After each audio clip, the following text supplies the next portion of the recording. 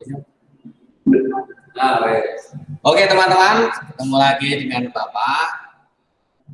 Kali ini sangat istimewa, kita semua guru fisika berkumpul.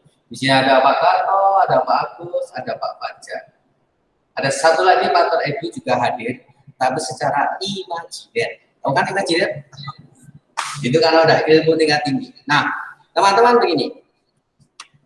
Pada pertemuan sebelumnya, kita berbicara tentang kalau ada kawat lurus dikasih arus, maka di sekitarnya ada timbul medan magnet. Nah, sekarang bagaimana kalau ada kawat berarus berada dalam medan magnet? Nah, sekarang Bapak punya begini. Ini ada medan magnet, kemudian ada kawat yang pendek. Kamu lihat, kawatnya diam saja. Sekarang, apa yang terjadi ketika pada rel itu, saya kasih tegangan atau saya beri arus. Coba kalian lihat. Oh, ternyata kawat yang pendek itu bergerak mendekati magnet U-nya. Oke ya. Nah, sekarang apa yang menjadi perhatian kita? Satu, tadi kawat yang pendek berada dalam medan magnet diam. Tapi begitu kawat itu diberi arus berada dalam medan magnet, kok dia bisa bergerak? Nah, yang menyebabkan benda bergerak tidak lain tidak bukan adalah gaya. Nah, gaya yang ditimbulkan ketika ada kawat berarus berada dalam medan magnet, itulah yang dinamakan sebagai gaya Lorentz. Nah, teman-teman semua sekarang, gaya itu kan vektor, berarti ada arahnya. Coba sekarang kalau arah arusnya itu dibalik, apakah gerak daripada kawat yang pendek tadi itu juga terbalik? Semoga ya, kita lihat.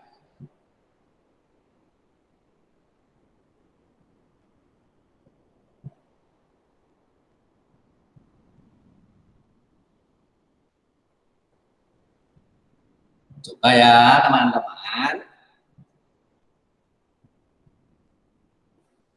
Silakan lihat pada kawat yang kecil. Ternyata dia akan terdorong menjauhi lengkungan daripada magnet. Oke, paham ya soal ini? Nah, sekarang kita lihat penjelasan berikutnya.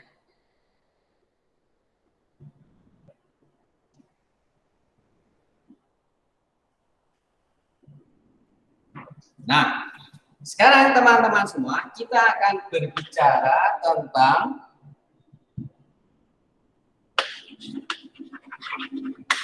gaya Lorentz. Gaya Lorentz tadi bagaimana? Gaya yang timbul pada kawat berarus yang berada dalam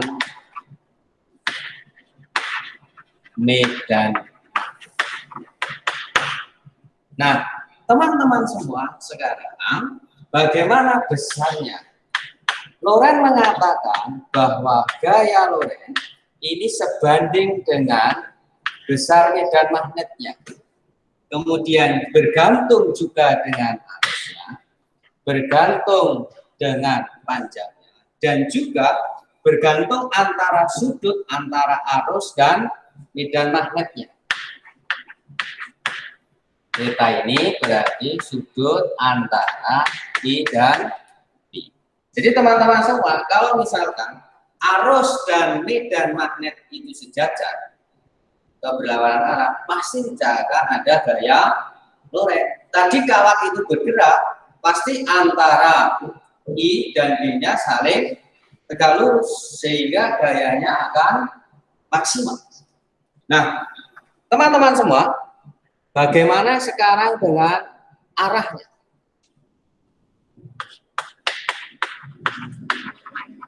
Arah gaya loreng ini ditentukan dengan telapak tangan kanan terbuka. Kenapa tangan kanan? Bapak tanya. Ingat, pokoknya kalau pada magnet itu ilmuannya hanya punya satu tangan kanan, tangan kirinya nggak tahu. Entah dia nggak punya atau diumpetin. Kalau nggak percaya, tanyalah di dalam kuburnya masing-masing. Nah, bagaimana arahnya? Kalau ibu jari ini menyatakan arah arus I, maka 4 jari yang lurus ini menyatakan arah medan magnet, simbolnya P, maka telapak tangan terbuka, telapak tangan terbuka ini menyatakan arah gaya loreng. Contohnya bagaimana, Toleh? Nah, sekarang misalkan begini. Bapak punya ini magnet kutub utara. Ini Bapak punya magnet selatan. Arah medan magnetnya kemana? Sewaktu coba berpikir kemana? Pasti akan keluar dari utara menuju selatan. Maka kalau kita gambarkan, ini adalah arah D-nya. Nah, sekarang Bapak akan letakkan kawat berarus dia pada bidang gambar. Misalkan ini I-nya. Tuh. Nah, sekarang kamu lihat antara I dan B-nya saling tegak lurus. Maka pakai aturan tangan kanan, ibu jari menyatakan arah arus, 4 jari menyatakan arah medan magnet itu, berarti sana. Telapak tangan terbuka Bapak kemana? Masuk loh. Maka gaya lorengnya saya gambarkan sebagai cross. Artinya masuk bidang gambar. Nah, pertanyaan yang kedua sekarang. Khusus untuk Dimas. Ya. Sekarang Bapak punya ini magnet selatan. Ini Bapak punya magnet utara. Arah medannya kemana, Dim? Oh, dari utara ke selatan. Itu. Nanti Bapak kasih mie ayam. Sekarang, Dim, kalau ada kawat berarus, Bapak taruhnya di sini, Dim. Sekarang arah gaya lorengnya kemana? Atas, bawah, kiri, kanan. Yuk, kemana? Kasih waktu 2 menit lagi untuk berpikir. Cukup ya? Nah, sekarang kita lihat sudutnya dulu. Sudut antara I dan B-nya sekarang. B-nya itu ke kiri, I-nya ke kanan. Saling berlawanan arah. Maka sudutnya 180. Nah, kalau kita masukkan dalam persamaan BIL sin 180. Sin 180 berapa? Nah, besarnya ada nggak ada, masa arahnya ada. Maka kalau ditanya arahnya kemana, ya kemana-mana. Kayak Mbak Surip itu tak gendong kemana. Sekarang, kalau Bapak punya kasus demikian, kalau ada 2 buah kawat lurus dan panjang. Oke. Ini dialiri arus I1 dan I2 yang diletakkan saling sejajar pada jarak A. Oke. Nah, sekarang teman-teman semua, untuk kasus yang pertama apa?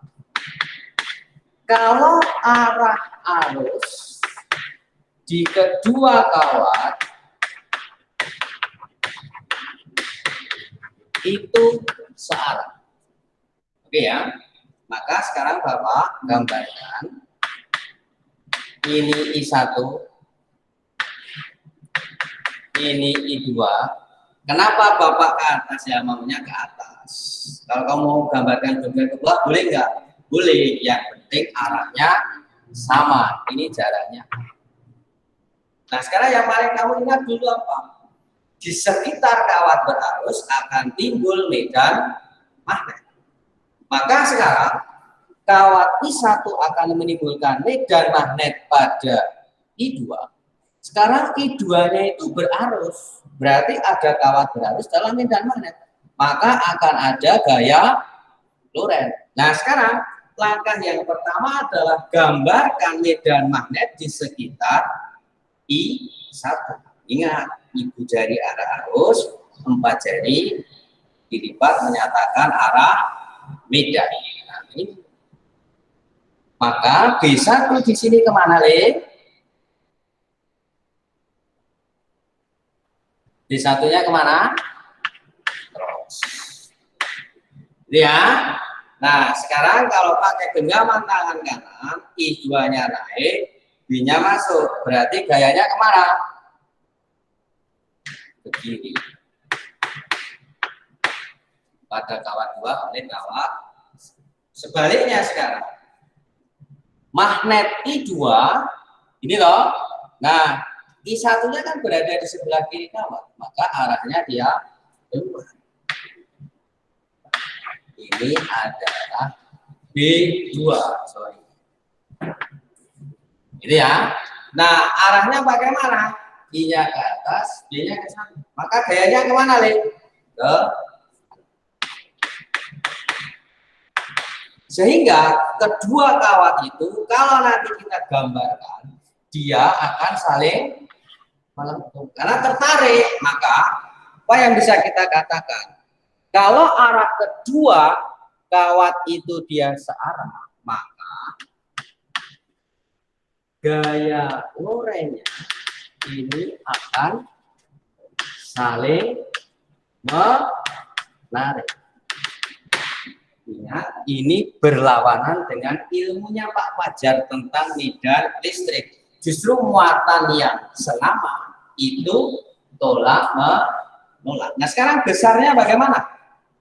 Nah, kita lihat bahwa F sama dengan BIL sin theta. Theta itu apa? Theta ini adalah sudut antara I dan B. I-nya ke atas, B-nya masuk, saling tegak lurus, berarti 90 derajat. Sin 90 kata guru matematika 1. Berarti Bapak punya. Sekarang kita mau katakanlah gaya pada F21. Berarti B-nya oleh B1, I-nya I2 kali. B-nya ini oleh kawat lurus dan panjang. Berarti mu 0 I1 per 2 pi kali I2 kali F. Nah, teman-teman semua sekarang berapa nilai F12? B-nya sekarang oleh B1, B2, sorry. I-nya oleh I1 kali L sin sama 90. Berarti mu 0 I2 per 2 pi A kali kali I1 kali F. Teman-teman semua perlu diingat, ketika kawat lurus dan panjang, oke, yang sering ditanya adalah gaya Lorentz persatuan panjang. Berarti F per L-nya sama dengan mu 0 I1 I2 per 2 pi. Nah, sekarang pertanyaan Bapak, boleh enggak gaya F12 dan F21 itu dijumlahkan? Masih enggak? Kamu punya uang 1.000, Bapak punya uang 1.000, enggak boleh. Saya mengatakan 2.000. Ingat, gaya boleh dijumlahkan kalau bekerja pada benda yang sama. Ya. Nah, sekarang berikutnya, bagaimana kalau arah arusnya itu berlawanan arah?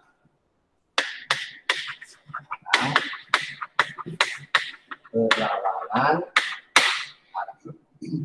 Maka sekarang Bapak punya ini I1 ke atas, berarti I2-nya ke bawah, ini masih jaraknya A. Nah,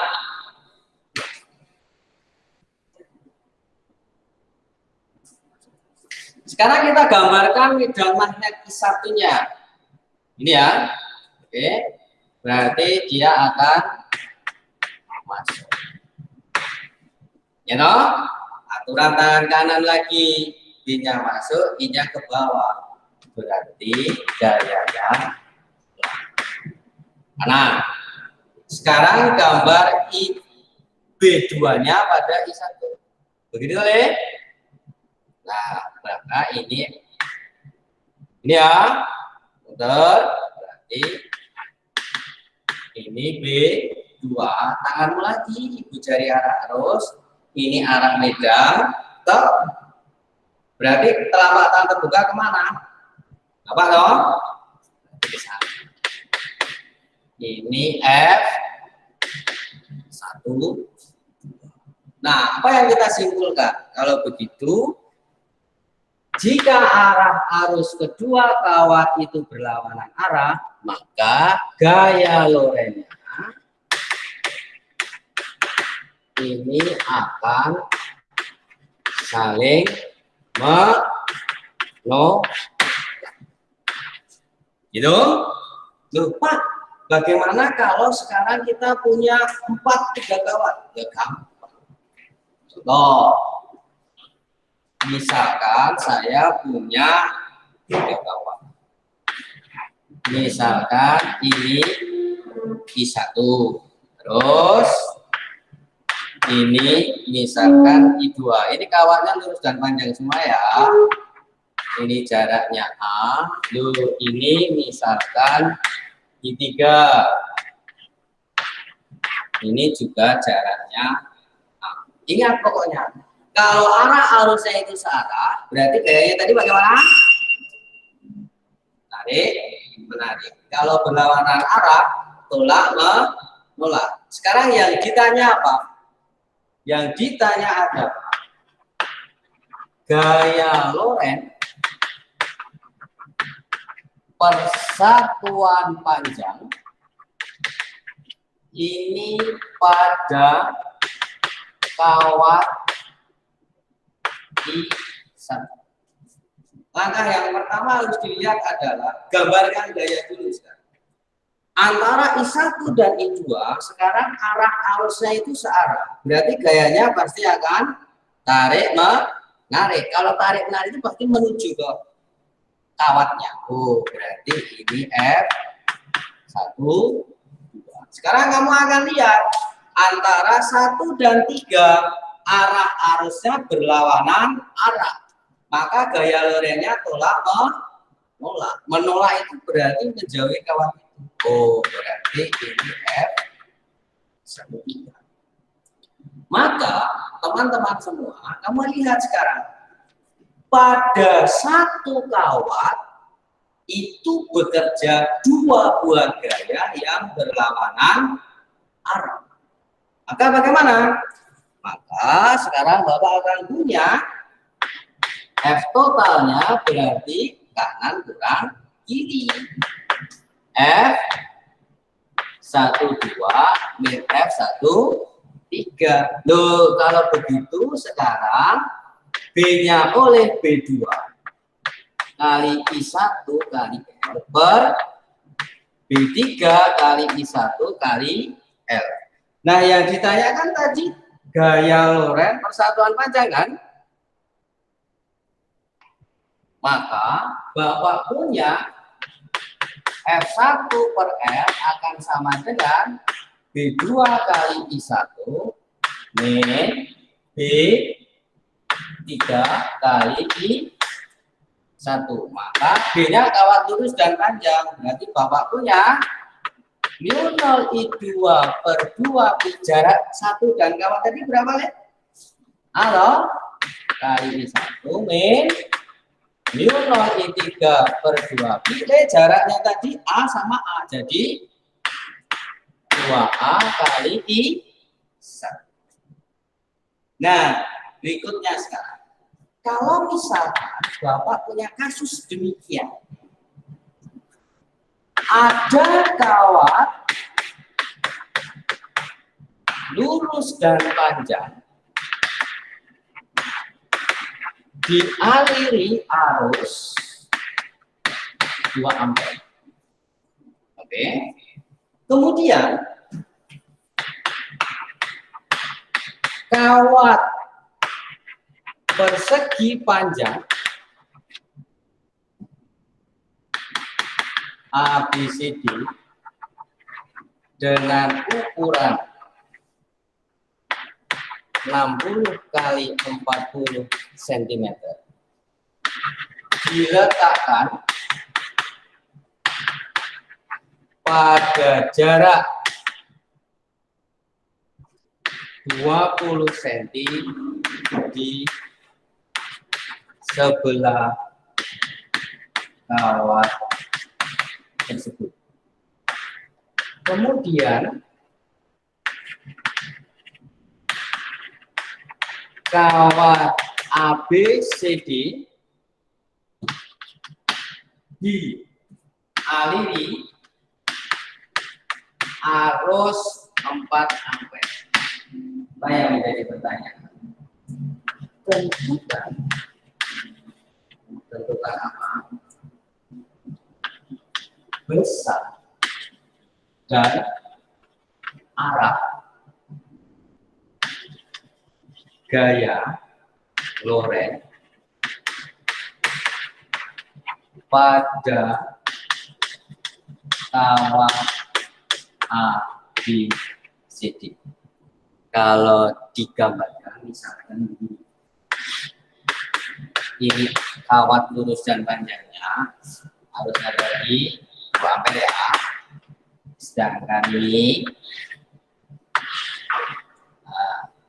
ini adalah arus I2 ya. Tadi saya gambar 4 ampere ini. Ini 60 cm. Ini 40 cm. Ini tadi berapa? 20 cm. Paham ya? Coba Bapak kasih waktu 2 menit. Oke? Kita lihat pertemuan berikutnya.